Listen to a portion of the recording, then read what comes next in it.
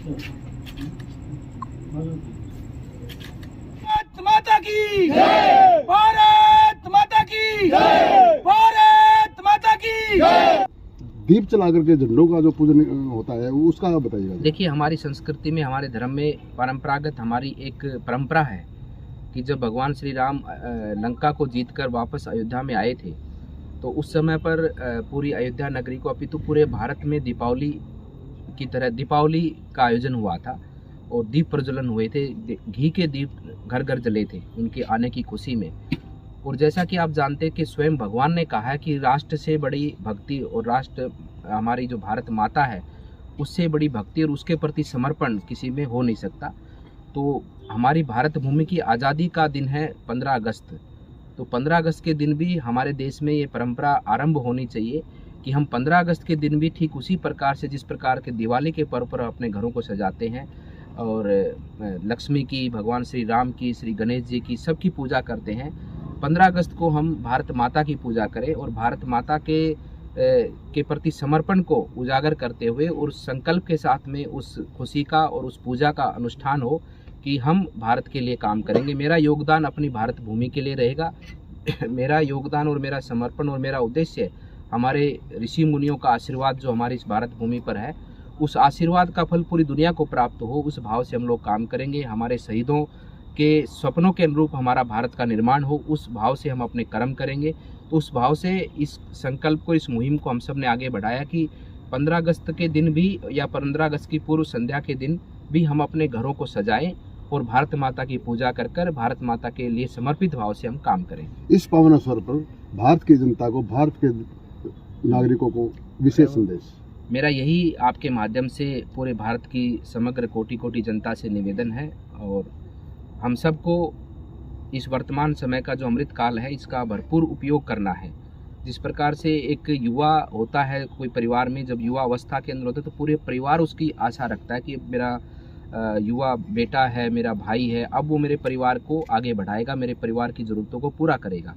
आज वर्तमान समय में भी भारत की आबादी सबसे अधिक, दुनिया के देशों में सबसे अधिक युवा आबादी भारत में है। तो उसका अर्थ होता है कि आज भारत युवा है और आज भारत माता और वो शहीद और वो महान ऋषि मुनियों के आशीर्वाद आज ये भारत के युवाओं से, भारत के किसानों से, भारत के प्रत्येक नागरिक से ये आशा रखते हैं कि आने वाले 25 वर्षों में ये युवा भारत अपनी मेहनत की कमाई से, अपने पुरुषार्थ से अपने देश को संपन्न, क्योंकि हमारा देश ही एक ऐसा, हमारा संस्कृति, हमारी ये भारत। हाँ जी महाराज जी गुरु जी, पूछो क्वेश्चन। तो स्वतंत्रता दिवस के उपलक्ष्य में आज यहाँ क्या कुछ कार्यक्रम है सर? क्या पुरानी आपकी वो रहती है परंपरा?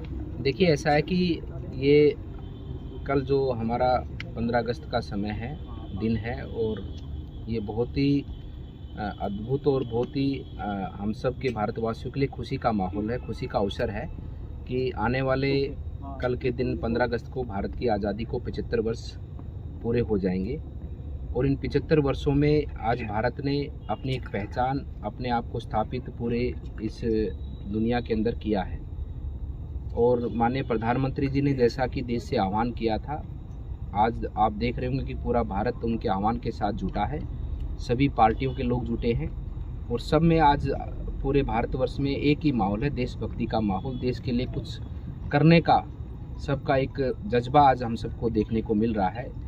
मैं धन्यवाद देना चाहता हूँ माननीय प्रधानमंत्री जी को, जिन्होंने इतने अच्छे विचार के साथ में लोगों को जोड़ने का काम किया।